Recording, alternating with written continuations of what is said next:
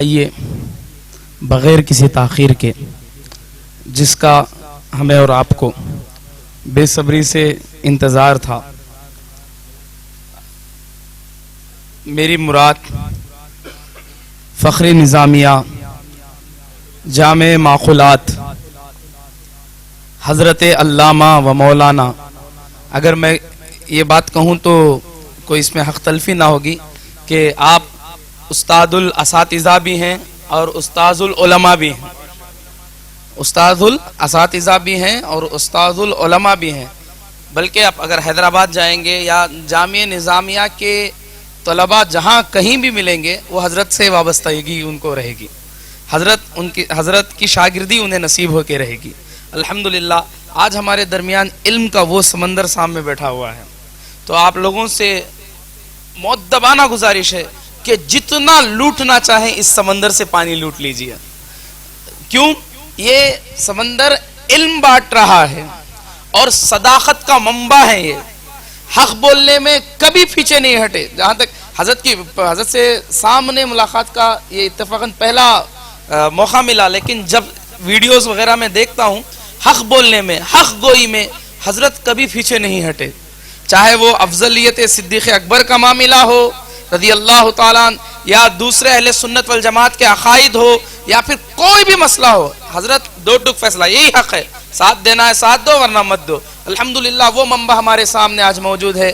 میں اس سے مراد فخر نظامیہ، استاد العلماء، استاد الاساتذہ حضرت علامہ و مولانا سید عزیز اللہ قادری صاحب مدد اللہ النورانی۔ اب حضرت کے آگے نام لینے بھی زبان ٹکراتی ہے، پھر بھی مؤدبانہ طور سے گزارش کر چکا ہوں، حضرت جلوہ گر ہو چکے ہیں، آئیے حضرت کا استقبال ایک نعرے سے کرتے ہیں۔ سارے ساتھ دیں گے نا؟ جو ساتھ دیں گے ہاتھ اٹھا لیجئے، سارے ساتھ دیں گے انشاءاللہ۔ نعرے تکبیر، نعرے رسالت، نعرے حیدری، نعرے اللہم صلی وسلم وبارک علی حبیبک سیدنا محمد وعلی آلہ واصحابہ اجمعین۔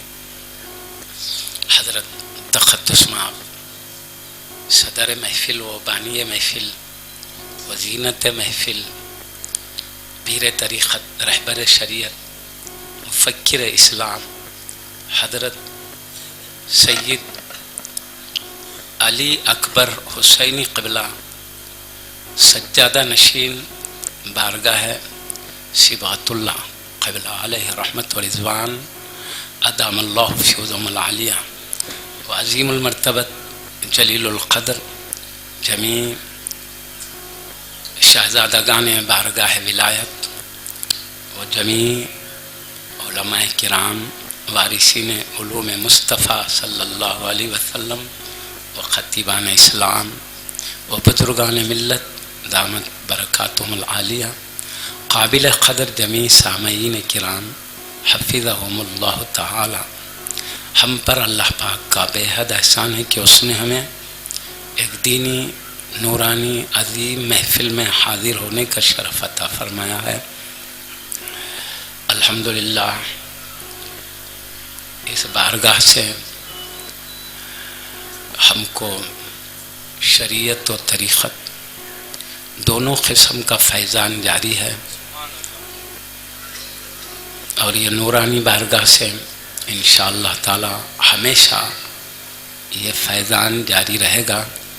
میں حضرت قبلہ کے حکم کی بجا آوری کے لیے اور سعادت مندی کے حصول کے لیے جو عنوان متعین کیا گیا ہے، فقہ کی اہمیت، تقلید کی اہمیت، اس عنوان پر کچھ مختصر ذکر میں آپ کے سامنے عرض کرنے کا شرف حاصل کروں گا، لیکن آج کی ضرورت کے لحاظ سے ہمارے عظیم دوست نے مشورہ دیا ہے کہ اس مضمون میں کچھ وسعت پیدا کی جائے اور دیگر چند ضروری باتیں بھی اس میں شامل کر لی جائیں، اس لیے میں تقلید سے ہٹ کر کچھ اور مضمون کو وسعت دیتے ہوئے چند باتیں عرض کروں گا۔ اور سب سے پہلے 5-7 منٹ کے لیے میں ابھی ہمارے اس بارگاہ کے عظیم ہستی، عظیم دوست ہمارے فرما رہے تھے کہ ہم حق بولتے ہیں، خصوصاً یہاں تو حضرت قبلہ کی برکت سے بعض باتیں ظاہر نہیں ہوئی ہے، لیکن دوسری بعض جگہ ظاہر ہوئی ہے، اس میں حضرت سیدنا صدیق اکبر رضی اللہ عنہ کی فضیلت کا مسئلہ۔ میں 2-3 بات چند منٹ میں 5-7 منٹ میں ایک بات واضح کر دینا چاہتا ہوں۔ سیدنا صدیق اکبر رضی اللہ تعالیٰ عنہ کا انبیاء کے بعد ساری امت میں افضل ہونے کا معاملہ یہ شرعی معاملہ ہے۔ کوئی بھی ہستی، کوئی بھی شخصیت اپنے ذاتی خیالات، اپنی ذاتی عقیدت کی بنیاد پر کوئی درجے متعین نہیں کر سکتے۔ اور ہم کیا، بڑے بڑے اولیاء اللہ بھی اپنی عقیدت، اپنے خیالات کی بنیاد پر کسی مقربین کے درجات کو تعین نہیں کر سکتے۔ میں تو کہوں ہمارا معاملہ تو یہ 2 مومن بھائی ہیں، ہم ان میں نہیں کہہ سکتے کہ اللہ کے پاس کس کا مرتبہ بڑا ہے کون چھوٹے۔ 2 مومن عام بندوں میں ہم فیصلہ نہیں کر سکتے تعین، کیونکہ ہماری یہ بھی نظر نہیں ہے کہ 2 مسلمانوں میں ہم اللہ کے پاس کس کا مرتبہ بلند ہے کس کا کم ہے تعین کر سکیں۔ تو پھر اولیاء اللہ کے بارے میں کیا کر سکیں گے؟ جب اولیاء اللہ کے بارے میں بھی نہیں کر سکتے تو وہ خلفاء راشدین کائنات میں سب سے اعلیٰ مقام رکھتے ہیں۔ انبیاء کے بعد خلفاء راشدین کا، ان میں تعین کرنے کی کہاں سے صلاحیت آئے گی؟ یہ معاملہ عقیدت کا بھی نہیں ہے، خیالات رائے کا بھی نہیں ہے، یہ صرف جمہور اولیاء علماء جس پر اتفاق رکھتے ہیں اس بنیاد پر ہے۔ ابھی ہم نے دیکھا یہاں شہزاد صدیق اکبر رضی اللہ عنہ، وہ شہزاد صدیق اکبر رضی اللہ عنہ ہو کے بھی اپنے جد امجد کی عظمت کو اپنے عقیدت کی بنیاد پہ نہیں بیان کر سکتے، دلیل کی بنیاد پہ۔ ہم ہیں خلیفہ رسول اللہ امیر المومنین حضرت سیدنا علی مرتضی حیدر کرار رضی اللہ عنہ کے خاندان کے ایک فرد ہے۔ ہم کو حق ہم کو بھی نہیں ہے کہ ہم عقیدت کی بنیاد پر ہم اپنے جد امجد کا کوئی درجہ تعین کر سکیں، اس لیے ہماری عقیدت چاہتی ہے کہ ہمارے جد امجد ہیں ان کا مقام اعلیٰ ہو، لیکن یہاں پر عقیدت خیالات کا گزر نہیں ہو سکتا۔ اس لیے ہم نے دیکھا جمہور اولیاء علماء نے، اہل سنت و جماعت کے جمیع علماء بزرگوں نے حضرت سیدنا صدیق اکبر رضی اللہ عنہ کو بعد الانبیاء سارے بشر میں افضل قرار دیا، اور خود حضرت خلیفہ رسول اللہ امیر المومنین سیدنا علی مرتضی حیدر کرار رضی اللہ عنہ نے خود فرمایا کہ صدیق فاروق اعظم رضی اللہ عنہ کا مقام میری امت میں سب سے بڑھ کر ہے۔ میں یہ دلیل نہیں دے رہا ہوں، صرف ایک بات کہہ رہا ہوں کہ ان ہستیوں نے، اس لیے ہم نے جمہور کو دیکھا، ہمارے جد امجد سلطان الاولیاء جہاں سے ولایت کے چشمے جاری ہے، مرکز ولایت حضرت سیدنا علی مرتضی حیدر کرار رضی اللہ عنہ کے ارشاد کو دیکھا، نبیوں کے سلطان کے حکم کو دیکھا، تو ہم شریعت کے تابع ہیں۔ اس لیے سارے جمہور کے ساتھ ہم نے افضل البشری بعد الانبیاء بالتحقیق سیدنا ابو بکر صدیق رضی اللہ عنہ ہم نے اس کے قائل ہوئے اور جو حق ہے بیان کیا ہے، یہ وجہ ہے۔ لیکن اس کے باوجود یہ بات یاد رکھنے کی ہے کہ حضرت سیدنا علی مرتضی حیدر کرار رضی اللہ عنہ بعض جزوی معاملات میں صدیق اکبر رضی اللہ عنہ سے بھی ممتاز شان رکھتے ہیں۔ جزوی ہے، جزوی کا مطلب میں کہوں پیارے نبی صلی اللہ علیہ وسلم ہاشمی بھی ہیں، قریشی بھی ہیں، حضرت ہاشم رضی اللہ عنہ جو ہے پیارے نبی کے خاندان میں پہلے ملتے ہیں اور قریش اوپر جا کے ملتے ہیں. تو حبیب سے جو اجداد میں پہلے ملتے ہیں ان کا مقام بڑا ہے، جو بعد میں ملتے ہیں ان کا مقام پہلوں کے بعد ہے. قریش یقیناً ان سے پہلوں میں اعلیٰ مقام رکھتے ہیں، مگر قریش سے بڑھ کے مقام ہاشم کا ہے. تو خاندان کے اعتبار سے قریش سے بڑھ کر خاندانی عظمت و وجاہت ہاشم کی ہے، اور حضرت سیدنا علی مرتضیٰ رضی اللہ عنہ ہاشمی ہے، حبیب پاک بھی ہاشمی ہے، اور پیارے نبی بھی قریشی ہے، اور خلفاء راشدین بھی قریشی ہے. لیکن قریش و ہاشم میں مرتبہ ہاشم کا بڑھ کے ہے. اس جزوی فضیلت میں صدیق اکبر رضی اللہ عنہ سے بھی بڑھ کے مقام سیدنا علی مرتضیٰ رضی اللہ عنہ کا ہے خاندانی حیثیت سے. اس سے ہٹ کر اور بھی جزوی فضائل ہیں. جیسے حبیب پاک نے بشارت دیا کہ خیبر کا قلعہ ان کے ہاتھ میں اللہ فتح دے گا جو اللہ رسول سے محبت کرتے ہیں، اللہ و رسول ان سے محبت کرتے ہیں. کل ہمیں انہیں جھنڈا دینا ہے. تو صبح میں سے پیارے نبی صلی اللہ علیہ وسلم نے وہ جھنڈا خلیفہ رسول اللہ امیر المومنین حضرت سیدنا علی مرتضیٰ حیدر کرار رضی اللہ عنہ کو عطا فرمائے. اس میں فضیلت ہے. ایسے کئی جزوی فضائل حضرت سیدنا علی مرتضیٰ رضی اللہ عنہ کو حاصل ہیں جو صدیق اکبر رضی اللہ عنہ سے ہٹ کر یہ امتیازی شان رکھتے ہیں. سمجھے بات کو؟ لیکن یہ جزوی فضائل کے باوجود مرتبے میں پھر بھی صدیق اکبر اپنی جگہ ہے. یہ جزوی فضیلت بھی کہیں نہیں جاتی کہ سیدنا علی مرتضیٰ کئی حیثیت ہے، جزوی فضیلت بھی ہے. اس کو بھی ماننا ہمارے لیے اور ہم مانتے بھی ہیں. میں مثال کے طور پر عرض کر کے میں اصل موضوع پہ آ رہا ہوں. مثال کے طور پر سیدنا موسیٰ کلیم اللہ علیہ السلام رسول اللہ بھی ہے، اولو العزم رسول بھی ہے، کلیم اللہ بھی ہے. حضرت خضر علیہ السلام کلیم اللہ نہیں ہے، رسول اللہ نہیں ہے، اولو العزم رسول نہیں ہے. تو خضر علیہ السلام سے بڑھ کے مقام کس کا ہوا؟ کلیم اللہ علیہ السلام کو. حضرت موسیٰ کلیم اللہ علیہ السلام کا وہ اعلیٰ درجے کے اولو العزم رسول ہے. حضرت خضر علیہ السلام اولو العزم رسول نہیں ہے، کلیم اللہ نہیں ہے. خضر علیہ السلام کے مقام سے بڑھ کر مقام کس کا ہوا؟ موسیٰ کلیم اللہ علیہ السلام. مگر میں ایک بات مثال دے کر اب بات ختم کرتا ہوں. قرآن میں سورہ کہف اٹھا کے دیکھیے، اللہ نے خضر علیہ السلام پر ایک علم ظاہر فرمایا، وہ حضرت موسیٰ علیہ السلام سے چھپا کے رکھا، پردے میں رکھا. خضر علیہ السلام سے ظاہر کر دیا. بعض علماء، وہ تفصیل میں نہیں جاؤں گا، بعض علماء وہ ہیں خضر علیہ السلام سے ظاہر کیا اللہ نے، لیکن حضرت موسیٰ علیہ السلام سے پردے میں رکھا.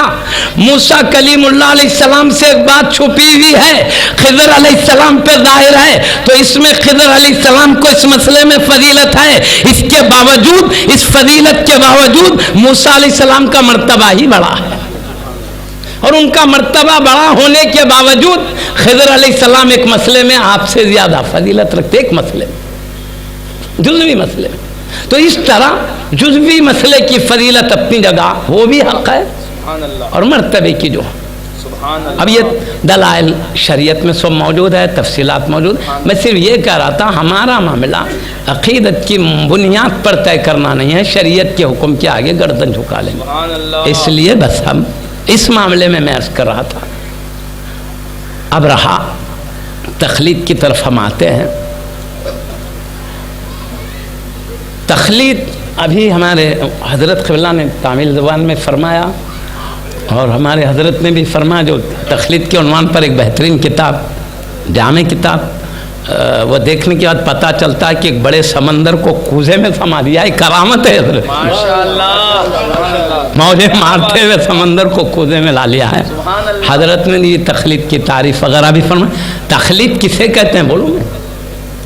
بغیر کسی دلیل کی طلب کیے کہ کسی ہستی پر بھروسہ کر کے ان کی بات مان لینا.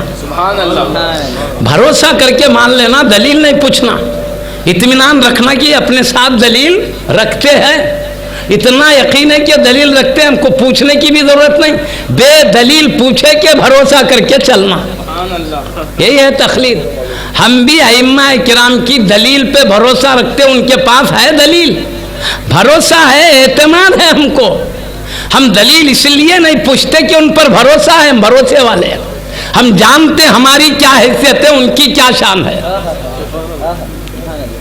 ہم اپنی حیثیت کو بھی جانتے ہیں، ہم ان کی دلیل دیکھیں، ہم یقین کرتے ہیں وہ اعلیٰ درجے کی دلیل پر ہے، ہم کو یقین ہے اس بنیاد پر دلیل پوچھے بغیر ان کی بات کو تسلیم کر لیتے ہیں، یہی ہماری تقلید ہے۔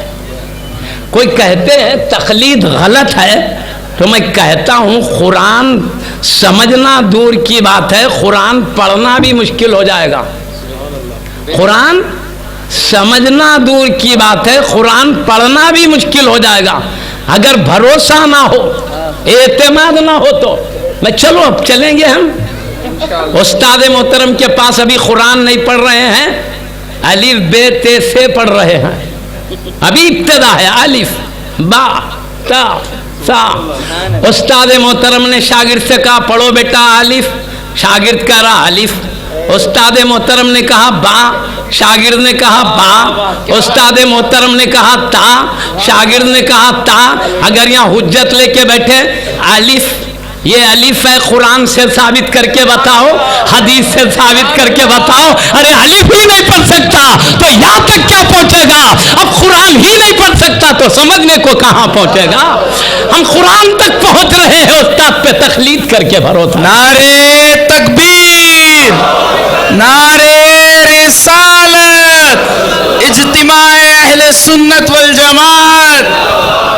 ہم کو استاد محترم پہ بھروسہ ہے، یہ الف کہتے ہیں یقیناً یہ الف ہی ہے، یہ با کہتے ہیں یقیناً با ہے۔ ہم دلیل پوچھتے بیٹھتے، قرآن سے ثابت کر کے بتاؤ الف ایسا ہوتا ہے، پیارے مصطفیٰ نے فرمایا الف ایسا ہوتا ہے اور با ایسا ہوتا ہے، تا ایسا ہوتا ہے، با کے نیچے ایک نقطہ ہوتا ہے، تا کے اوپر دو نقطے ہوتے ہیں، سا پر تین نقطے ہوتے ہیں۔ پہلے قرآن کی آیات سے ثابت کر کے بتاؤ پیارے استاد محترم، پہلے احادیث مصطفیٰ سے ثابت کر کے بتاؤ، تو یہی الف با تا میں رہ جاتے تو قرآن پڑھنا کب آتا؟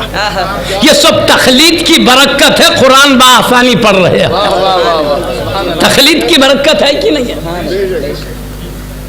حجی تقلید کی وجہ سے آج قرآن پڑھ رہے ہیں۔ اب چلو قرآن کے معنی لے کر چلو۔ اب ہم پڑھے ذالک الکتاب لا ریب فیہ، یہ وہ باعظمت کتاب ہے جو شک کی جگہ نہیں۔ استاد محترم ترجمہ کرتے جا رہے ہیں، ہم مانتے جا رہے ہیں۔ آپ کے ذالکہ کے معنی یہ ہوتے، قرآن کی آیت سے ثابت کر کے بتاؤ، حدیث سے ثابت کر کے بتاؤ۔ وہ قرآن حدیث نہیں، جاننے والوں نے لغت میں بتایا ہے، لغت کی طرف جانا پڑے گا۔ لغت لکھنے والا بھی نبی ہے نا خدا ہے، وہ بھی ہماری طرح ایک بشر ہے۔ وہ لغت والے کی بات پر اعتماد ہے کہ یہ لغت والے نے عربی کا یہ ترجمہ کیا، سی ٹھیک ہے، فلاں لغت والے نے کیا۔ لغت کون ہے؟ رسول اللہ نے لکھا ہے لغت، عام امتی نے لکھا ہے۔ امتی پر بھروسہ کر کے تقلید کرتے ہو، لغت پہ بھروسہ کر کے ترجمہ لغت کے حوالے سے بتاتے ہو۔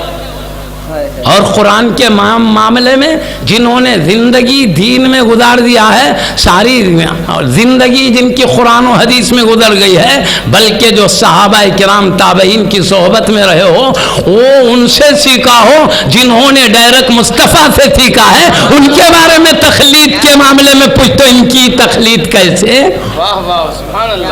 بغیر تقلید کے کہاں ہمارے قدم آگے بڑھ رہے ہیں؟ ٹھیک ہے بھائی، کوئی مسئلہ آپ سمجھانے جا رہے ہیں، حدیث سے سمجھائیں گے، قرآن سے سمجھائیں گے نا۔ حدیث میں آپ خود کہتے ہو بات صحیح ہے، بات ضعیف حدیث ہے۔ صحیح حدیث بولے تو جس کے روایت کرنے میں جو مثلا امام بخاری رضی اللہ عنہ نے ایک حدیث کی روایت کی، تو ہم کو بخاری رحمۃ اللہ علیہ پہ بھروسہ ہے کہ وہ سچے ہے، عادل ہے، ان کا حافظہ قوی ہے، ہم اعتماد کرتے ہیں۔ انہوں نے کہا میرے استاد محترم نے بتایا، تو اب ہم امام بخاری رضی اللہ عنہ نے پہلے فرما دیا میں کسی کمزور راوی اگر بیچ میں آتا ہے تو اس کی روایت نہیں لوں گا، صرف قوی راوی ہے تو ہی وہ روایت لوں گا، نہیں تو نہیں۔ امام بخاری نے فرما دیا کہ میں وہی بات میری حدیث میں نقل کروں گا، ورنہ نہیں۔ مطلب انہوں نے ایسے استاد سے علم حاصل کیا جو عادل ہے، متقی ہے، پرہیزگار ہے، سچے ہے، حافظہ قوی ہے، بھول کا مزاج نہیں ہے۔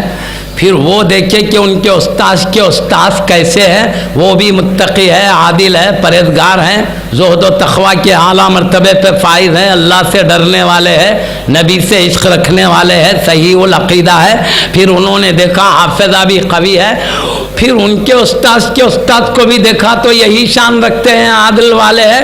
انہوں نے پورے یہاں سے لے کر پیارے نبی تک جو سلسلہ جا رہا ہے صحابہ کرام تک، راویوں کی تحقیق کیا کہ سب عادل ہیں، سب متقی ہے، سب پرہیزگار ہے، سب سچے ہیں، سب اللہ سے ڈرنے والے ہیں، ان میں کوئی بھی جھوٹا نہیں ہے، دھوکہ دینے والا نہیں ہے، کمزور حافظہ والا نہیں ہے۔ یہی نہیں دیکھا بلکہ سند ایک دوسرے سے جڑی ہوئی نہیں، وہ بھی دیکھا، کیوں بیچ میں سے ایک راوی چھوٹ گیا، معلوم نہیں وہ چھوٹا ہوا راوی متقی ہے کہ جھوٹا ہے، لہذا دیکھا جڑی ہوئی رہنا، بیچ میں سے سند کٹنا نہیں۔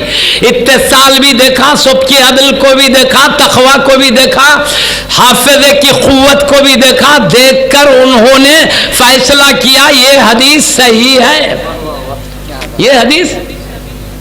اور بیچ میں راوی میں کمزوری آ گئی، تقوی کی کمی آ گئی کسی راوی کو، تو انہوں نے کہا یہ ضعیف حدیث ہے، انہوں نے بخاری میں لکھا ہی نہیں ضعیف حدیث ہے نا۔ ہاں اسی طرح پورے عدل تو ہے، تقوی تو ہے، سب کچھ ہے، مگر حافظہ کمزور ہے، تو کہا یہ حدیث صحیح نہیں، اس سے نیچے کے درجے کی حسن ہے۔ حافظے میں کمزوری ہو گئی، باقی تقوی سلامت۔ حافظے کا قصور ہے، ان کا کوئی قصور نہیں ہے۔ یہ لوگ تو اپنی جگہ اللہ سے ڈرنے والے، مگر حافظہ ان کے ہاتھ میں نہیں ہے، باقی رکھنا وہ اللہ کے دستے کرم میں ہے۔ حافظہ کمزور ہو گیا تو بولے انہوں بھی بیچ میں آ گئے کمزور حافظہ والے، حدیث کو ضعیف تو نہیں کہا، صحیح کے درجے سے نکال کر حسن کے درجے میں لا لیا۔ حسن کہا وہ حسن حدیث بھی ہم اپنی بخاری میں نہیں روایت کریں گے، حافظہ بھی کمزور ہے تو نہیں روایت کی ہے۔ بھائی اب امام بخاری رضی اللہ عنہ نے جتنے احادیث نقل کیے ہیں پورے راویوں کی تحقیق کر کے نقل کیے ہیں۔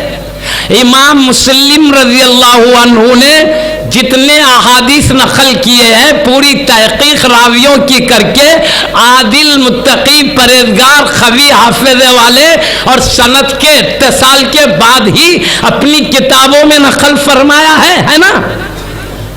اب کوئی شخص یہ کہے امام بخاری رضی اللہ تعالیٰ عنہ کی حدیث میں یہ بات آیا ہے، اب ہم کہتے ہیں بھائی یہ بات پکی ہے، سو کیا معلوم ضعیف بھی ہو سکتی ہے، ہم بولیں گے نہیں، امام بخاری رضی اللہ عنہ نے یہ روایت کیا ہے، یہ بالکل صحیح حدیث ہے، اس پر ہم کو بلا کسی جھجک کے اس کو صحیح ماننا چاہیے، تو ہم بولیں گے نہیں ضعیف بھی ہو سکتی ہے۔ صحیح ہے کیا یقین ہے آپ کو ضعیف ہو سکتی ہے؟ تو بولیں گے نہیں امام بخاری رضی اللہ عنہ نے اس کو صحیح کہا ہے۔ اچھا انہوں نے صحیح کہا، یہ راویوں کی تحقیق کس نے کی؟ تم نے کی یا بخاری رحمت اللہ علیہ نے؟ تم نے نہیں کی، بخاری رحمت اللہ علیہ نے کی، تو بولو تم نے نہیں کی، بخاری رحمت اللہ علیہ نے کی، تو تم کو بخاری رحمت اللہ علیہ پہ بھروسہ ہے، بھروسہ کر کے حدیث کو صحیح کہا تحقیق کے بغیر۔ ارے یہی تو تقلید ہے، تحقیق نہیں کرنا، کسی پہ بھروسہ کر کے مان لینا، تو تم بھی تو تقلید ہی امام بخاری و امام مسلم کی کر رہے ہو۔ جب ان کی کر سکتے ہیں تو ائمہ کرام تو ان کے استادوں کے استاد ہیں، سند میں ان پہ بھروسہ کر سکتے ہیں کیونکہ سند یہ جانے ہوئے ہیں۔ ہم متن پہ بھروسہ کر سکتے ہیں کہ متن کے مفہوم کو یہ ائمہ جانے ہوئے ہیں۔ سبحان اللہ، سمجھے نا بات کو؟ یہ بھی تقلید ہی ہے، وہ بھی تقلید بھی ہے۔ یہ سند میں تقلید ہے، وہ کلمات کے معنوں میں تقلید ہے۔ انہوں نے سند کی پوری تحقیق کی، ہم کو معلوم ہے بالکل ان کی تحقیق صحیح ہے، आइम्मा किराम के बारे में हमें मालूम है, इन्होंने माना में तहकीक की है, ये तहकीक करने में बिल्कुल हक है, लिहाजा हम एतमाद करके माना क्या है उस पर चलेंगे। हमको सनद की तहकीक की ताकत नहीं है तो मतन के मफहूम की कहाँ से आ जाएगी? या तखलीद करे बगैर बताओ, तुम ये जितने सनद में रावी हैं उनकी ज़िंदगी देखे हैं? तहकीक के लिए ज़िंदगी देखना है, नहीं फुला किताब में पढ़े, वो किताब वाले की तखलीद हुई, तहकीक कहाँ हुई थी? तखलीद के बगैर कहाँ जा रहे हो तुम? इनकी जिंदगियों में थे कहाँ जो तुम तहकीक करोगे? सारा मामला ऊपर से तखलीद की बुनियाद पर आ रहा है ना? तखलीद के बगैर कहाँ कदम आगे बढ़ रहे हैं? हमें रोक देना आसान है, मगर तुम कहाँ आगे बढ़ोगे? इसलिए कहते हैं भाई तुम भी चलते रहो, हमको भी चलने मत दो। हमको रोके तो तुम आगे नहीं बढ़ सकते। तुम भी तखलीद ही की बुनियाद पर आगे बढ़ रहे हो, हम भी तखलीद ही की बुनियाद पर। अरे तखलीद तुम भी अमली तौर पर चल रहे हो, जबान से कहते हो गलत है तो भी ये सही हदीस ज़ईफ़ हदीस। तुम इन सारे सनद के रावियों की सोहबत में रह के तहकीक करें कौन मुत्तकी था कौन झूठा था। तुम्हारी जिंदगी आज की ये रावी, पहले की तुम थे ही नहीं तो तहकीक कहाँ से करोगे? अरे उलमा बोले तो मान रहे ना जी, उन्होंने मुत्तकी थे बोले तो ठीक है, भरोसा नहीं हुआ उन्होंने बोल रहे तुम मान रहे। तुम खुद देखिए क्या जिंदगी, नहीं देखे, देख के कहते तो तहकीक होती, सुन के मान रहे, यही तो तखलीद है। हमको तखलीद से छुड़ाकर तुम कहाँ जाओगे? हमारे तरीके पे चलो, तुम्हारी भी रेल पटरी पर चलते रहेगी, हमारी भी रहेगी, वरना हमारी रेल रोकने लाओ, तुम्हारी रेल वहीं की वहीं रहेगी। हम पूछेंगे तहकीक आपकी भी लाइए, ये तखलीद से काम नहीं चलेगा, तुम्हारा ही कानून हम तुम्हारे से पूछते हैं। है समझ में आ रही जी बात? मैं एक बात अर्ज करूँ आपसे, शिफा गोलियों में है या डॉक्टर के हाथों में है? अगर डॉक्टर के हाथों में शिफा होती तो गोलियां खाना नहीं पड़ता। डॉक्टर को हाथ बताओ फिर सेहतमंद हो जाओगे। डॉक्टर के हाथों में शिफा नहीं है, गोलियों में शिफा है। तो अब आप बीमार पड़ गए, हम बीमार पड़ गए, तो क्या करते? घर के बाजू एक दवा की दुकान है, घर के बाजू क्या है? दवा की दुकान है। दवा की दुकान दवा में शिफा है ना जी। बीमार पड़ गए तो दवा की दुकान बाजू है, बाजू जाके गोली लेके क्यों नहीं खा लेते जी? गोली नहीं खाते हैं, कहाँ जाते हैं? डॉक्टर साहब के पास जाते हैं। मैं पूछता हूँ, ये डॉक्टर साहब के हाथ में तो शिफा नहीं, गोली में है ना जी। फिर आप दवा की दुकान बाजू है, घर के बाजू, वो छोड़ के डॉक्टर साहब बहुत दूर दराज अपनी दुकान मकतब रखते हैं, वो मतब तिब की जगह। अब वहाँ जाके कहते हैं डॉक्टर साहब बहुत बीमारी हो गई। अब वो अलबत्ता नाड़ी देख के कहते हैं हाँ तुमको ये हो रहा है, ये हो रहा। हाँ डॉक्टर साहब, हाँ डॉक्टर, देखो ये गोली खाओ, लिख के देते नहीं चिट्ठी पे लिख के देने के बाद जिस दवाओं की दुकान से गुजरे थे आप उधर ही आते हैं, आके कहते हैं हमारे सेठ साहब ये गोली की ज़रूरत है, ये गोली दीजिए। वो दवा की दुकान वाले क्या करते हैं? पढ़ लेते हैं कौन सी गोली का नाम लिखा है, दे देते हैं गोली। देने के बाद आपको अभी इत्मीनान नहीं होता तो फिर दोबारा डॉक्टर साहब के पास जाते हैं, जाके कहते हैं डॉक्टर साहब आपने जो गोली लिखा है, जो इंजेक्शन लिखा है, मैंने दवाओं की दुकान पर जाके खरीदा है, जरा देखो यही गोलियां हैं या कब बदल के कोई दूसरी तो नहीं दे दिया? डॉक्टर साहब को बताने के बाद डॉक्टर बिल्कुल मैं जो लिखा था वही दिया, तो इत्मीनान हुआ। अब घर आके गोली खाते हैं। हम पूछते हैं भाई गोली में शिफा थी तो डॉक्टर के पास क्यों गए तुम? यही गोली बाजू से नहीं खा के इतने तकरा क्यों कर रहे हो? तब यही बोलेंगे गोली में शिफा है, मगर हमको नहीं मालूम कौन सी गोली में कौन से बीमारी की दवा, कौन सी गोली में कौन सी बीमारी का इलाज है, हम नहीं जानते। फिर वो डॉक्टर साहब जानते हैं, तो मतलब डॉक्टर साहब पे भरोसा है आपको, क्योंकि वो तिब का इल्म पढ़े हुए हैं, इसलिए डॉक्टर साहब पे भरोसा रखते हैं। ڈاکٹر صاحب نے جو گولی کہا وہ کھاتے ہیں، الحمدللہ شفا بھی ہوتی ہے۔ جسم بیمار پڑ جائے تو گولیوں سے شفا ہوتی ہے، اور گولی کی تحقیق ڈاکٹر صاحب جانتے ہیں کس گولی میں کس مرض کی دوا ہے، خود ڈائریکٹ نہیں لے لیتے۔ اسی طرح روح اور قلب بیمار ہوتا ہے تو اس کی دوا قرآن و حدیث میں موجود ہے۔ کیا میں موجود ہے؟ کیا موجود ہے؟ دوا موجود ہے قلب و روح کی، مگر ہم کو نہیں معلوم کون سی آیت سے کون سا حکم نکلتا ہے، ہم کو نہیں معلوم کون سی حدیث سے کیا حکم ملتا ہے، ہم کو نہیں معلوم۔ اس لیے قرآن و حدیث تو گھر میں موجود ہے، مگر آیتوں سے کیا مطلب، کس آیت کا ہے، کیا حدیث میں کیا مطلب نکلتا ہے، کون سا حکم ثابت ہوتا ہے، ہمارا علم کم ہے۔ ہم کیا کرتے ہیں، خود آیت سے حکم نہیں نکالتے ہیں، خود حدیث سے حکم نہیں نکالتے ہیں۔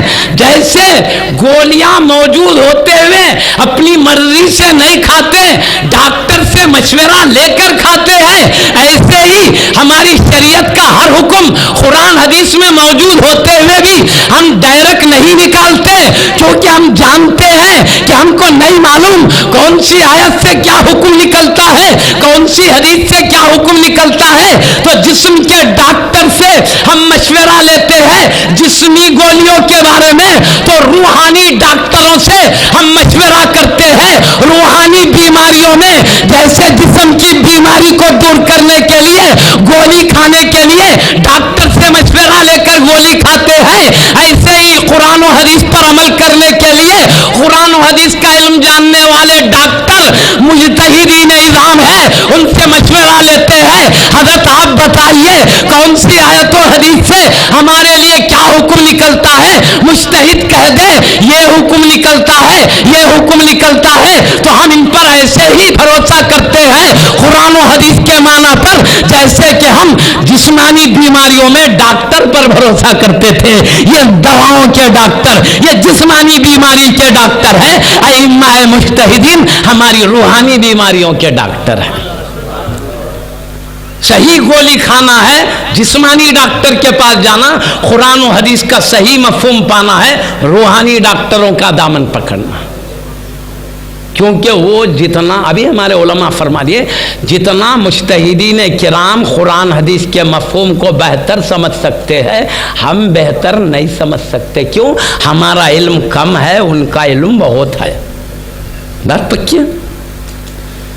اسی لیے ایک مرتبہ امام اعظم ابو حنیفہ رضی اللہ عنہ کے استاد محترم حضرت امام اعمش رضی اللہ عنہ کسی کام کے لیے گئے، ان کے مقام پر حضرت امام اعظم رضی اللہ عنہ رونق افروز۔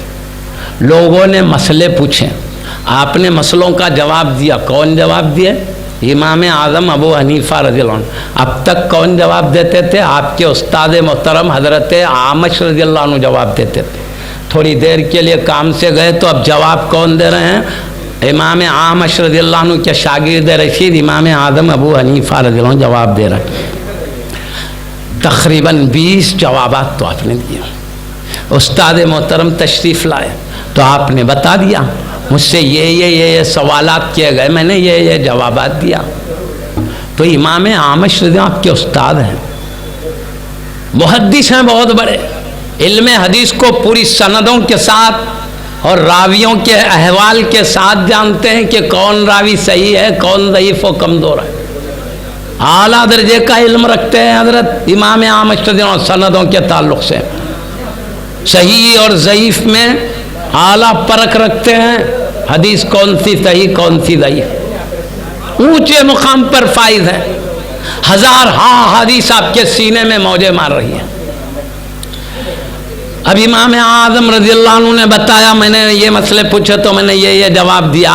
تو امام اعمش رضی اللہ عنہ فرماتے ہیں ان کے لحاظ سے یہ جواب اطمینان بخش نہیں تھا۔ امام اعظم نے جو جواب دیا امام اعمش رضی اللہ عنہ کو اطمینان نہیں ہوا، تو آپ نے اپنے شاگرد رشید سے پوچھا یہ جواب کہاں سے لا کے دیے تم نے؟ ایک سوال کے بارے میں جواب کو فرمایا، یہ جواب تم نے کہاں سے لایا؟ تو امام اعظم رضی اللہ عنہ نے فرمایا میں نے جو حدیث آپ سے سنی ہے یہ حدیث کی میں گہرائی میں گیا، دیکھیے سر اندر جائے تو یہ معنی نکلتے اور گہرائی میں جاؤ تو یہ معنی نکلتے، اسی حدیث میں غوطہ زنی کرا تو اس کے اندر یہ معنی نکلا، اس لیے میں نے یہ جواب دیا۔ تو دوسرے مسئلے کا جواب کیسے؟ تو کہا یہ بھی کوئی نئی چیز سے نہیں، آپ ہی سے جو حدیث شریف میں نے سنا ہے اسی حدیث شریف سے میں نے یہ مسئلہ نکال کے جواب دیا، اندر گہرائی میں لے جا کے بتائے۔ پھر تیسرے مسئلے، چوتھے، تمام مسائل کو یہی کہا میں نے ہر مسئلہ آپ سے سنی ہوئی حدیث سے ہی جواب نکالا ہے، یعنی حدیث سے ہٹ کر اپنے خیالات کی بنیاد پر نہیں، آپ سے سنی ہوئی حدیث کے اندر غور کرا تو یہ معنی نکلا تو دیا، سمجھے بات کو؟ اس لیے میں نے یہ جواب دیا، پورا لے جا کے بتائے اندر گہرائی میں۔ میں ایسا سمندر میں غوطہ زنی کیا، اندر گئے تو یہ موتی نکلے تو نکال کے لایا۔ یہ آپ کی حدیث شریف کے اندر میں نے فکر کے غواص کو غوطہ زنی کیا، اس نے اس مفہوم کے موتی کو نکال کر لایا تو میں نے یہاں رکھا، تو حضرت امام اعمش رضی اللہ تعالیٰ عنہ نے سارے جوابات کو سنا اور اندر سے جو خود آپ حدیث شریفہ سنائے تھے اس کے اندر سے گہرائی سے نکال کر مفہوم لایا۔ اتنا خوش ہوئے، اتنا خوش ہوئے، خوش ہو کر کیا کہتے ہیں یا معاشر الفقہاء، اے فقہا کی جماعت، کیا کہہ رہے ہیں امام اعظم اور ان جیسے فقہا کے ملا کر کہتے ہیں یا معاشر الفقہاء، اے فقہا کی جماعت، نحن الطارون وانتم الاطباء، ہم محدثین کا حال عطر بیچنے والے کی طرح ہے اور تمہارا حال اے فقہا طبیبوں اور ڈاکٹروں کی طرح ہے۔ عطر بیچنے والا اپنی دکان میں دوائیں تو رکھتا ہے مگر کون سی دوا سے کس بیماری کا علاج ہوتا وہ نہیں معلوم۔ ہمارا بھی حال یہ ہے، ہم احادیث تو پیارے نبی صلی اللہ علیہ وسلم کے قلب میں رکھتے ہیں مگر کون سی حدیث سے کیا مفہوم نکل رہا ہے ہم ایسا نہیں جانتے۔ اے فقہا کی جماعت جیسا تم جانتے ہو تمہارا حال طبیبوں کی طرح ہے، جیسے ڈاکٹر کو معلوم ہے کون سی دوا سے کیا علاج ہوتا ہے ایسے ہی تم کو معلوم ہے اعلیٰ درجے کا علم تمہارا ہے، کون سی آیت سے کیا حکم نکلتا ہے، کون سی حدیث سے کیا مفہوم نکلتا ہے۔ تمہارا حال طبیبوں کی طرح ہے، ہمارا حال عطر بیچنے والے کی طرح ہے۔ محدثین میں اعلیٰ مقام حضرت امام اعمش رضی اللہ عنہ کا، وہ کہتے ہیں ہم صرف دوا بیچنے والے کی طرح شان رکھتے ہیں، دوا بیچنے والے کے پاس دوائیں تو ہوتی ہے مگر کون سی دوا سے کس مرض کا علاج ہوتا ہے بیچنے والے کو نہیں معلوم، طبیب کو معلوم ہے کون سی دوا سے کیا علاج ہوتا ہے۔ اسی طرح ہے اے فقہا کی جماعت تم لوگوں کا حال طبیبوں کی طرح، تمہیں معلوم کون سی آیت کون سی حدیث سے کیا مفہوم نکلتا۔ تو ہم اتنے بڑے عظیم محدث جو امام اعظم رضی اللہ عنہ کے بھی استاد محترم ہیں، جلیل القدر محدث ہے، وہ فرما رہے ہیں وہ جیسی عظیم ہستی کہہ رہے ہیں تم طبیب کی طرح، ہم وہ اتنے بڑا علم رکھ کے کہتے ہیں فقہا زیادہ بہتر جانتے ہم نہیں، ہم تو کدھر کے، ہم کہتے نہیں ہم نظر ڈالتے ہی قرآن حدیث سے مفہوم نکال لیں گے، یہ بڑے بڑے حضرات یہ کہہ رہے ہیں ہم چھوٹے چھوٹے یہ کہہ رہے ہیں، ذرا سمجھنے کی بات ہے نہیں جی۔ اب میں آپ کو تھوڑی گہرائی میں لے جاؤں، کیسے مفہوم نکالو گے؟ امر ہے کرو، یہ کام ہے کرو بولے تو کرنے کی امر کی 16 قسمیں علماء نے بتایا اصول فقہ میں، 16 معنی بتائے امر کے۔ امر کرتے کام کرنا ضروری نہیں ہوتا، بعض وقت ضروری ہوتا، بعض وقت ضروری نہیں ہوتا، امر 16 معنی کے لیے آتا۔ ایک امر فرض اور واجب کرنے کا امر ہوتا ہے کہ حکم دیتے ہی وہ کرنا ضروری ہو جاتا ہے، اور ایک امر کیا ہوتا ہے استحباب کا ہوتا ہے، یعنی کرو، کرے تو بہتر ہے، نہیں کرے تو بھی چل جاتا ہے، یہ معنی ہوتا ہے۔ ایک امر اباحت کا ہوتا ہے، کرو تو گناہ نہیں ہے کر سکتے ہو۔ ایک امر تحدید کا ہوتا ہے، تحدید یعنی ڈرانے کا ہوتا ہے، کرو بولتے مگر مراد ہوتا ہے کریں گے تو جوتے کھائیں گے بولنے کا مطلب ہوتا ہے۔ کئی ہوتے, ایک امر دعا اور سوال کا ہوتا ہے. میں بولوں اب اس پورے 16 معنی نہیں بتاتا, مثال کے طور پر عرض کرتا ہوں میں. ہم اللہ کو کہتے ہیں اے اللہ مجھے میری دنیا آخرت کی بھلائی عطا کر. عطا کر امر ہے نہیں ہے, ہم عطا کر بولے تو اللہ پہ دینا ضروری ہو گیا؟ اللہ کو مانگتے دینا ضروری ہوا کیا؟ ضروری نہیں ہوا. تو ہم اس کا نام کیا رکھتے ہیں؟ امر کا نام دعا سوال رکھتے ہیں. ایک امر دعا اور سوال والا ہوتا ہے, عاجزی انکساری والا ہوتا ہے. رب نواز دے تو کرم ہے, نہیں نواز دے تو محرومی ہے, یہ مطلب ہے. ایک امر وجوب کا ہوتا ہے, اللہ نے کہا اقیموا الصلاۃ والزکاۃ, نماز پڑھو. اللہ کا حکم ہے, واجب فرض ہوا نہیں ہوا. آتو زکاۃ, زکات ادا کرو. زکات واجب ہوئی نہیں ہوئی صاحب نصاب پر. حج البیت, کعبے کا حج کرو, امر ہے, فرض ہوا نا. اب میں بتاتا ہوں امر یہ بھی ہے, ایک امر یہ بھی ہے, امر وہ بھی ہے. فمن شاء فلیؤمن ومن شاء فلیکفر. اللہ کہتا ہے جسے ایمان لانا ہے وہ ایمان لائے, جسے کفر کرنا ہے کفر کرے. اللہ کہہ رہا ہے ایمان لاؤ بھی حکم دے رہا, کفر کرو بھی حکم دے رہا, لہذا کفر کرنے لگ جاؤ, اللہ ہی کا حکم ہے. بولیں گے کیا جی؟ نماز پڑھو بولا فرض ہو گئی, روزہ پڑھو رکھو بولا فرض ہو گیا, زکات دو بولا فرض ہو گیا. اب برا ایمان لانا ہے تو لاؤ, کفر کرنا ہے تو کرو. اللہ ایمان لانے کا بھی حکم دیا ہے, کفر کرنے کا بھی حکم دیا ہے.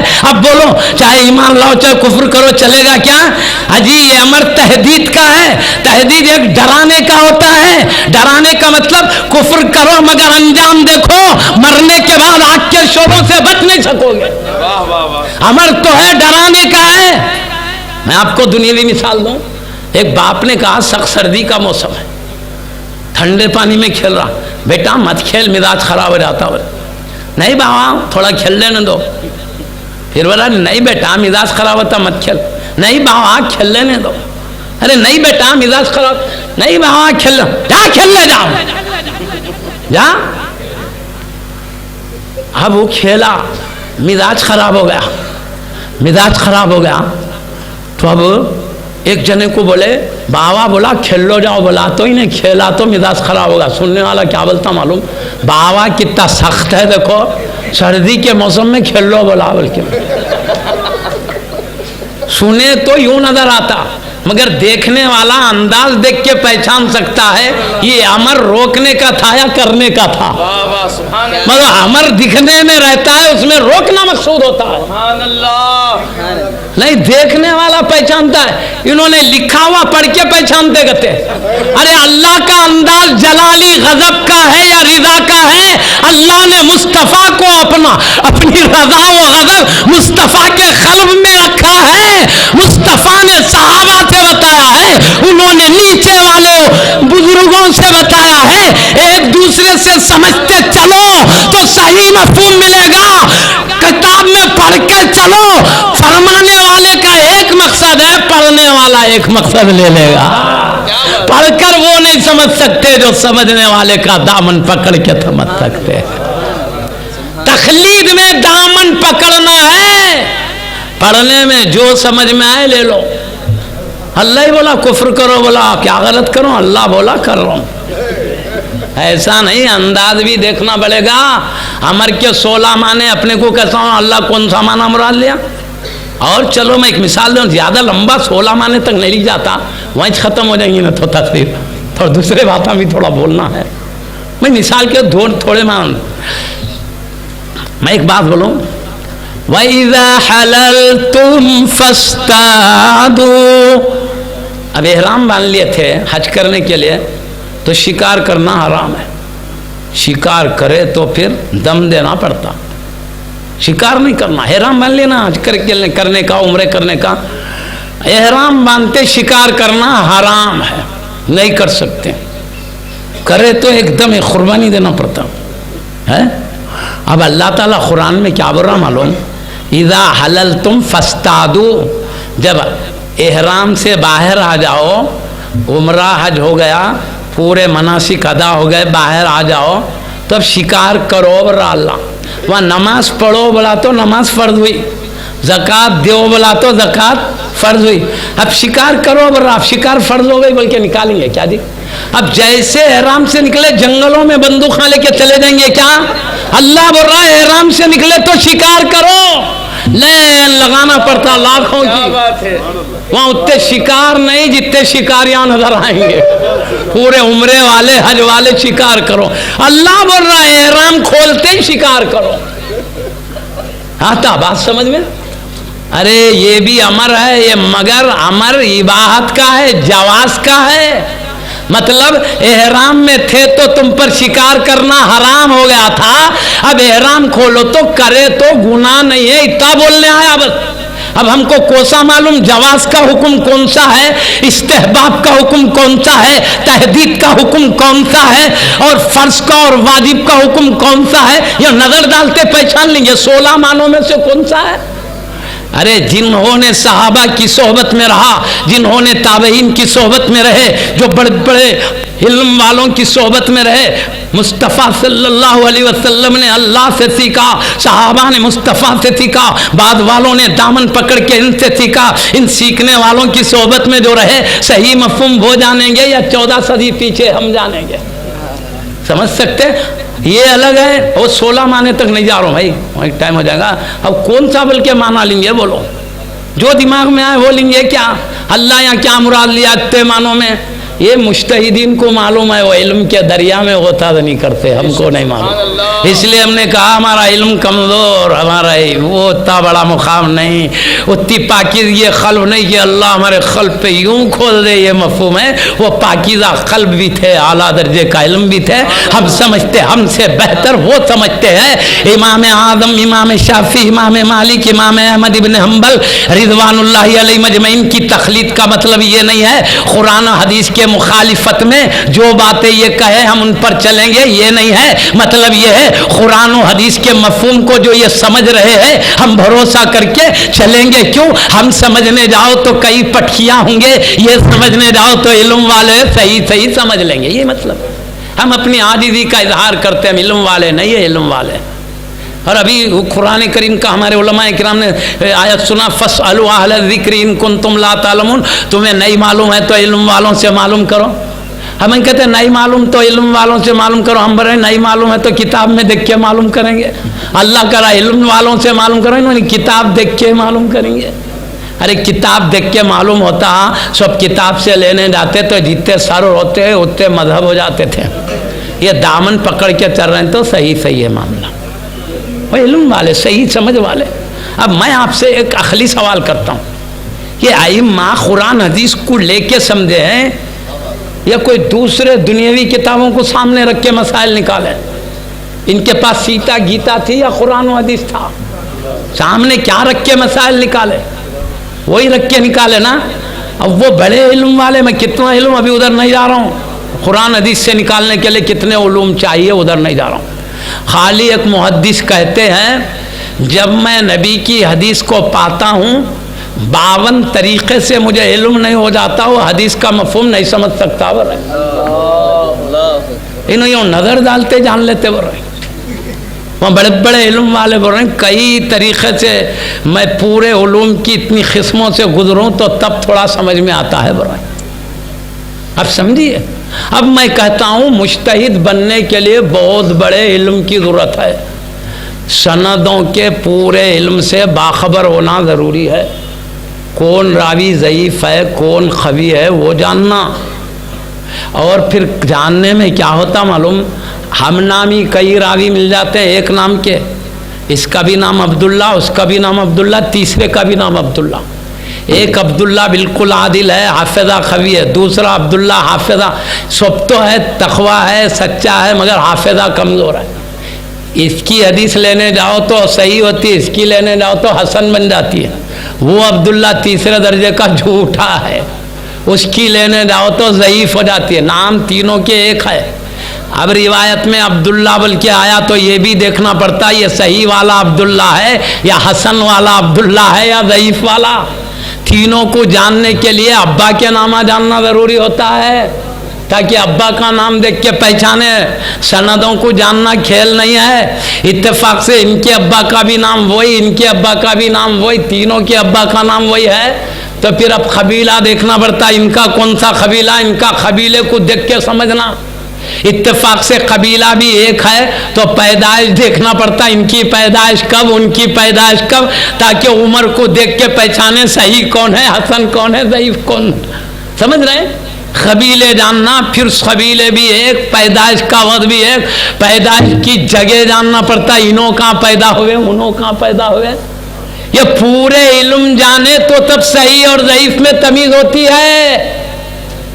کرتے بیٹھے تو یہ سبق سکھانا دور ہے، ابھی سبق پانا مشکل ہے زندگی بھر میں، کہاں آگے بڑھ کے سبق دینے جا رہے ہو، سمجھ رہے ہیں بات کو؟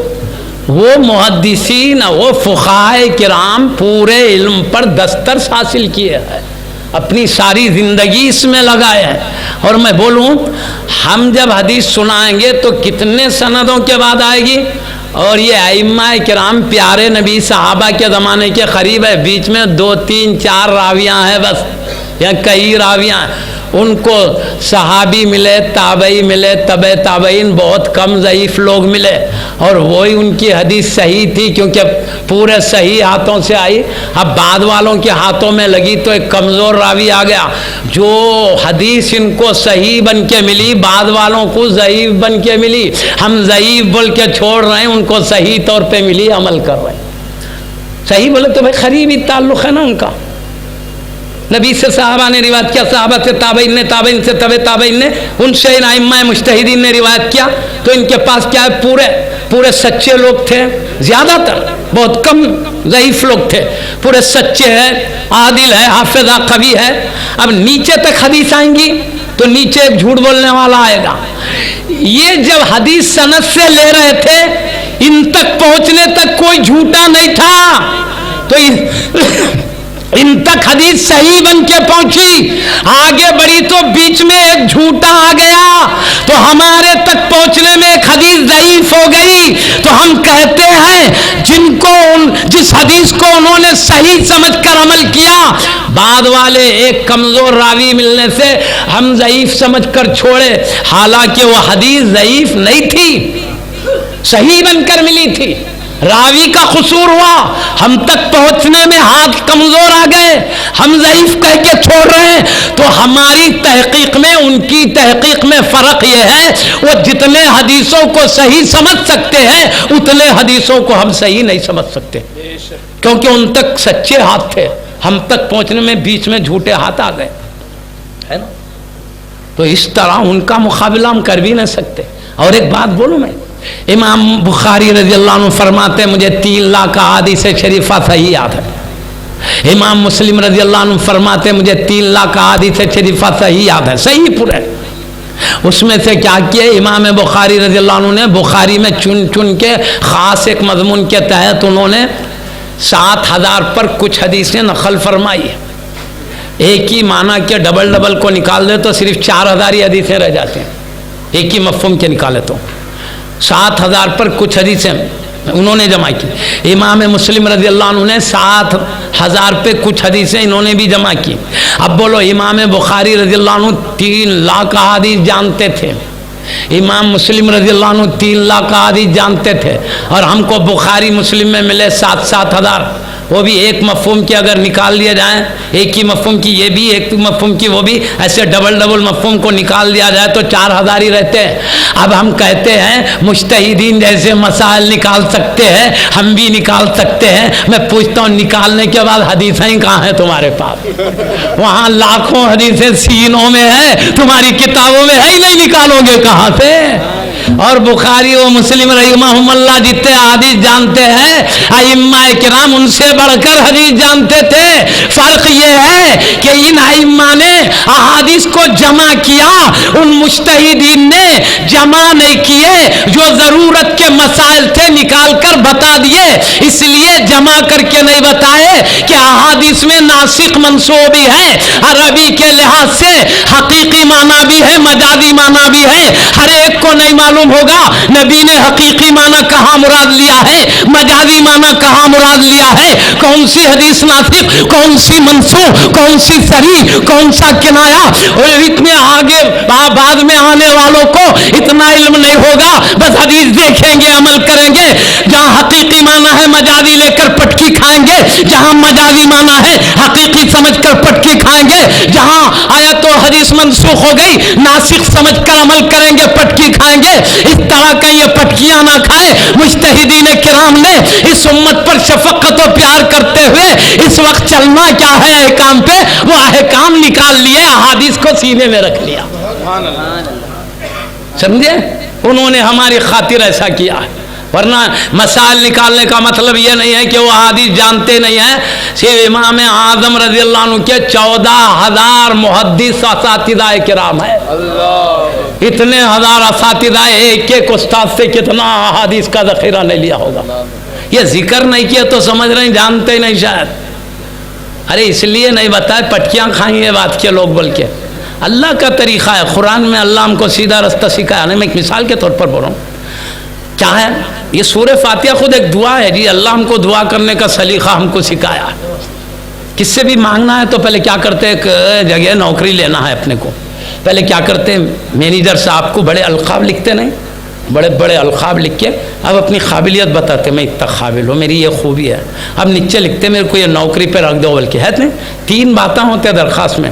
جس کو درخواست دے رہے ہیں اس کی عظمت و شان بتائی جاتی، اور بیچ میں کیا اپنا کیا پڑھے لکھے کتنی قابلیت ہو تاکہ نوکری پہ رکھ سکے ہو، قابلیت بتائے. تیسرے نمبر پر اپنا منصب مانگتے ہیں، یہ منصب پر مجھے بٹھائیے. ہوتا نہیں. اب سورہ فاتحہ اٹھا کے دیکھو، دعا مانگنے کا سلیقہ اللہ نے سکھایا. پہلے جس سے مانگنا اس کی تعریف کرنا ہے نا. سورہ فاتحہ میں پہلے اللہ سے مانگنا ہے تو اس کی تعریف ہے. الحمدللہ رب العالمین، سب خوبیاں اللہ کے لیے جو سارے عالم کا مالک ہے. الرحمن الرحیم، جو بے حد مہربان نہایت رحمت والا ہے. مالک یوم الدین، جزا و سزا کے دن کا مالک ہے. یہ سب کیا ہے اللہ سے مانگنا ہے تو پہلے اللہ کی تعریف ہے. تعریف کیا اپنی کیا حیثیت بولنا نا. اب اپنی ہے ایاک نعبد و ایاک نستعین. آئے اللہ ہماری شان یہ ہے ہم تیری ہی عبادت کریں، تجھ ہی سے مدد چاہیں. عبادت تو اللہ کی ہے، اللہ کے علاوہ کسی کی نہیں. شرک ہے. لا الہ الا اللہ، اللہ کے سوا کوئی معبود برحق نہیں ہے نا. اور یہ رہا مدد طلب کرنا 2 قسم کا ہوتا ہے، ایک ڈائریکٹ، ایک ذریعے سے. اللہ چاہے تو ہوا ڈائریکٹ چلائے، پانی ڈائریکٹ برسائے، اناج ڈائریکٹ اگائے. چاہے تو آدمی کی روح ڈائریکٹ کھینچے، چاہے تو آدمی کی ماں کے پیٹ میں روح ڈائریکٹ ڈالے. یہ قدرت الہی ہے. مدد کی ہے قدرت الہی، ڈائریکٹ کچھ کرے. ایک ہے توسط و ذریعے سے. اللہ چاہتا ہے پانی برسائے تو میکائیل علیہ السلام کے ذریعے برساتا ہے، اناج ان کے ذریعے اگاتا ہے. روح حضرت ملک الموت علیہ السلام کے ذریعے نکالنے لگا تھا. وہ کیسے جلال والے فرشتے میں نہیں بولتا، بولے تو معاملہ سب ڈینجر ہو جائے گا. ان کو دیکھ کے انتخاب کرا اللہ. دوسرے فرشتے ہوتے تو ارے ذرا میرے کو نماز باقی ہے، قضا کر لیتا ہوں، 40 دن کے بعد آؤ. بولے رحم کھا کے انہیں چلے جاتا. ابا امی روتے رہتے میرا بچہ جا رہا، بولے تو رحم کھا کے فرشتہ چلے جاتا. ڈینجر فرشتے کا انتخاب کیا ہے. نہیں میرے ابا امی رو رہے ہیں، ذرا بعد میں لے جانا، نہیں تھوڑے نمازاں پڑھ لینا ہے، کچھ نہیں اللہ کا حکم ہے، لیتا چلے جاتا ہو. اب خیر میں بتاتا ہوں کیسا انتخاب ہوا. پیچھے بائی گراؤنڈ ہے اس کے، وہ سو بھاگا نہیں بتاتا میں. ملک الموت علیہ السلام کے ذریعے روح لیتا ہے نا اللہ. ماں کے پیٹ میں بچہ بنانا، فرشتے کے ہاتھ میں آنکھ بنانا، ناک بنانا، کان بنانا، اللہ وہ شان دیا ہے. اس کی قدرت پہ قربان ہو جائے ہم سب. 3 اندھیریاں، پیٹ کا اندھیرا، وہ اندھیرا، اس کے رحم کا اندھیرا، پورے 3 اندھیریوں کے پیٹ میں اندر کے اندر وہ جھلیوں میں جھلیاں ہیں 3 کے اندر بناتا ہے. اندر لائٹ بھی نہیں، کچھ بھی نہیں، اندھیرے میں بناتا تھا. یہ آنکھ کتنی، وہ آنکھ کتنی، یہ بڑی یہ چھوٹی کرتا تو بچے دیکھ کے ڈر کے بھاگ جاتے. یہ کان کتنا، وہ کان بھی اتنا ہے. خدا کی قدرت دیکھو. یہ ہاتھ کتنا، وہ ہاتھ اتنا، یہ انگلی کتنی، وہ انگلی، یہ انگوٹا، اور ایک لمبا ایک چھوٹا ہوتا تو دیکھتے آدمی بچہ ڈر جاتا. اللہ تعالیٰ کہتا ہے وَلَقَدْ خَلَقْنَا الْإِنسَانَ فِي أَحْسَنِ تَقْوِيمٍ. ہم نے انسان کو حسین ڈھانچے میں پیدا کیا. اللہ کیا حسین ڈھانچے میں، 3 اندھیریوں میں اللہ کے فرشتے کو اللہ طاقت دے دیا. تو یہ شان ہے، اللہ کی شان کیا ہوگی. اس کے حبیب کو کیا کیا نہیں دیا ہوگا. خیر جانے دو گا. تو یہ فرشتے کے ذریعے کرتا ہے نا, ہم کو بنا رہا فرشتے کے ذریعے, روح ڈال رہا فرشتے کے ذریعے. ایسی کئی چیزیں ہیں فرشتوں کے ذریعے کیے جاتے ہیں, زلزلے, خسف, مسخ سب فرشتوں کے ذریعے. میں کیوں کہنا چاہتا ہوں ایاک نستعین پر بعض لوگ پریشان نظر آتے ہیں. ارے ہم بولتے ہیں تجھ ہی سے مدد چاہیں, تجھ ہی سے مدد چاہیں.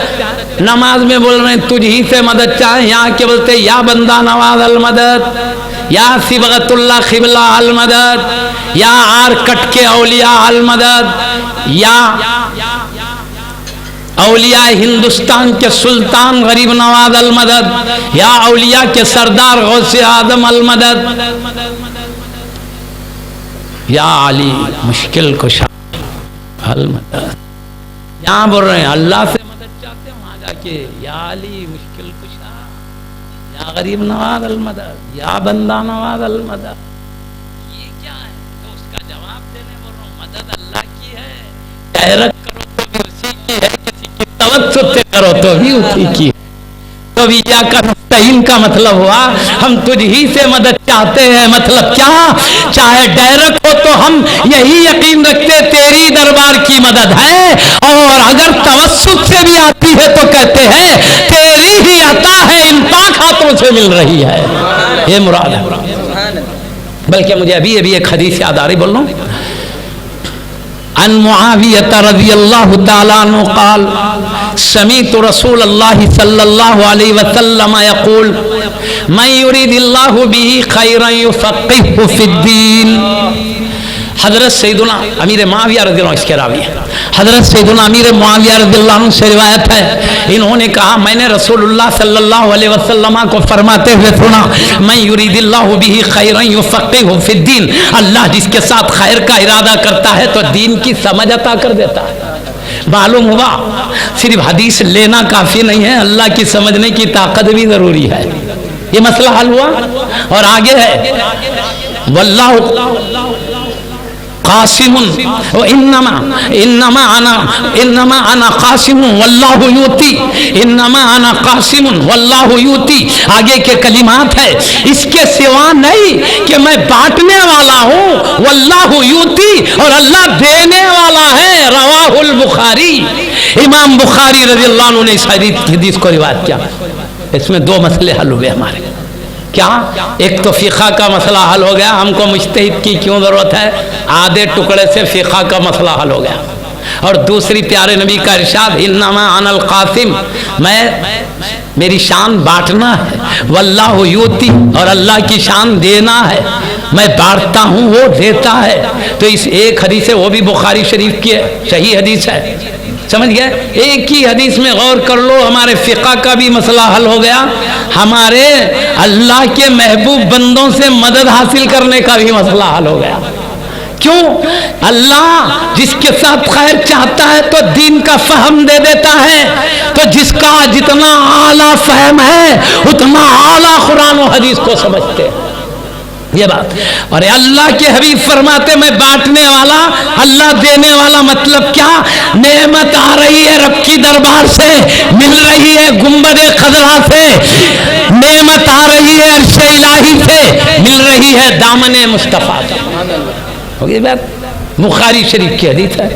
تو اب یہیں سے پتہ چل گیا پیارے نبی کا ارشاد ایاک نستعین کا معاملہ معلوم ہو گیا. ہم تجھ ہی سے مدد چاہیں, مطلب ڈائریکٹ ہو تو بھی ہم عقیدہ رکھتے تیری مدد ہے, کسی پاک ہاتھوں سے لیتے ہیں تو بھی عقیدہ ہے تیری ہی مدد ہے, ان پاک ہاتھوں سے آ رہی ہے.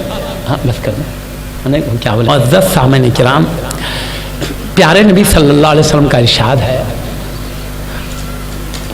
پیارے نبی فرماتے ہیں, اس حدیث کو امام احمد نقل کرنے کا امام احمد ابن حنبل رضی اللہ عنہ نے بیان کیا, ابو داؤد رحمۃ اللہ, ابن ماجہ رحمۃ اللہ, سیاستہ کی حدیثوں میں سے ابو داؤد. امام احمد ابن حنبل اپنی مسند میں, اس میں کوئی ضعیف حدیث نہیں ہے, سمجھے. یہ روایت عبداللہ بن مسعود رضی اللہ عنہ سے, زید بن ثابت رضی اللہ عنہ سے, بڑے بڑے صحابہ کرام سے. کیا فرماتے پیارے نبی صلی اللہ علیہ وسلم کا ارشاد سنی, نزل اللہ عبدا سمع مقالتی, اللہ تعالی اس بندے کو تر و تازہ رکھے سمیع مقالتی، جس نے میری بات کو سنا، ووعاہا وحفظہا، سن کر یاد رکھا، وَأَدَّاهَا إِلَى مَا لَا يَسْمَعُهَا إِلَى مَن لَا يَسْمَعُهَا، یاد رکھا، یاد رکھ کے ان تک پہنچایا جنہوں نے میری بات سنی نہیں تھی۔ پیارے نبی کیا فرما رہے؟ اللہ اس بندے کے چہرے کو تر و تازہ رکھے جس نے میری بات سنا، یاد رکھا، یاد رکھے ان تک پہنچایا جنہوں نے میری بات سنی نہ تھی، سنی نہ تھی، ان تک پہنچا۔ کیوں؟ وجہ بتاتے ہیں اسی میں، اجتہاد کی کیوں ضرورت ہے، سمجھ میں آ رہا؟ فرب حامل فقہ غیر فقیہ، کیوں؟ کئی حدیث کے روایت کرنے والے حدیث کا مفہوم سمجھتے نہیں ہیں، وَإِلَى مَنْ أَفْقَهَ مِنْهُ، اور کئی ایسے بھی ہوتے ہیں حدیث جن کو سنائی جا رہی ہے، وہ مفہوم سنانے والا، روایت کرنے والا تو سمجھتا ہے، لیکن جس تک یہ حدیث پہنچائی جا رہی ہے وہ اس سے بڑھ کر سمجھنے والا ہوتا ہے۔ تو پیارے نبی نے فیصلہ فرما دیا، کئی حدیث سننے والے حدیث یاد تو کرتے ہیں، لیکن بعض دوسرے لوگ حدیث کو ان سے بڑھ کر سمجھتے ہیں، اور بعض وہ ہیں جو روایت کرنے والے جتنا سمجھتے ہیں، بعض والوں کو سناؤ یہ تو سمجھتے ہیں، مگر جن کو سناؤ بعض وہ ہیں ان سے بڑھ کر سمجھتے ہیں۔ مطلب کیا ہے؟ حدیث کا جاننا اور ہے، سمجھنا اور ہے۔ اسی لیے آخری بات ہے، اسی لیے احادیث شریفہ میں یہ حکم ہے، پیارے نبی کی حدیث جیسی سنے ویسے لفظ بلفظ بیان کر دینا، معنی میں الفاظ میں ذرا بھی فرق نہیں کرنا۔ کیوں؟ وجہ یہ ہے لفظ میں ذرا بھی فرق کرے تو معنی کچھ کا کچھ ہو سکتا ہے، اس لیے جیسا سنے ویسا۔ لیکن اگر اجازت ہے تو کن کو ہے؟ لفظ میں بدل کر جو معنی نکلتا ہے وہ معنی نکلا تو بس ہے، لفظ ایسا بدلنا وہ معنی ادا ہونا۔ مگر کن کو اجازت ہے؟ جو فقیہ ہوں، جو پیارے نبی کے ارشاد کو سمجھنے کی اعلیٰ درجے کا فہم رکھتے ہوں۔ فقیہ صحابہ میں دو قسم کے صحابہ ہیں، بعض محدث صحابہ ہیں، بعض فقیہ صحابہ ہے۔ تو محدث صحابہ کو اجازت نہیں ہے کہ وہ حدیث کے الفاظ میں اپنی طرف سے ایک نقطہ بھی بدلے، لیکن فقیہ صحابہ کو اجازت کیوں؟ وہ حدیث کے مفہوم کو سمجھتے ہیں، اگر الفاظ بدلے تو معنی کہیں نہیں جاتا، یہ شان ہے۔ اسی لیے تو اسی طرح جیسے محدثین میں، جیسے صحابہ میں محدث صحابہ مجتہد صحابہ ہیں، بعض والے علماء میں بھی محدث علماء بھی ہے، فقیہ علماء بھی ہے۔ محدث علماء کا کام احادیث کو جمع کرنا ہے، فقیہ صحابہ کا کام اس سے مفہوم نکالنا ہے۔ اسی لیے بڑے بڑے عظیم المرتبت ہستیوں نے بھی فقہا کا دامن پکڑ کے چلے ہیں۔ وآخر دعوانا الحمدللہ رب العالمین۔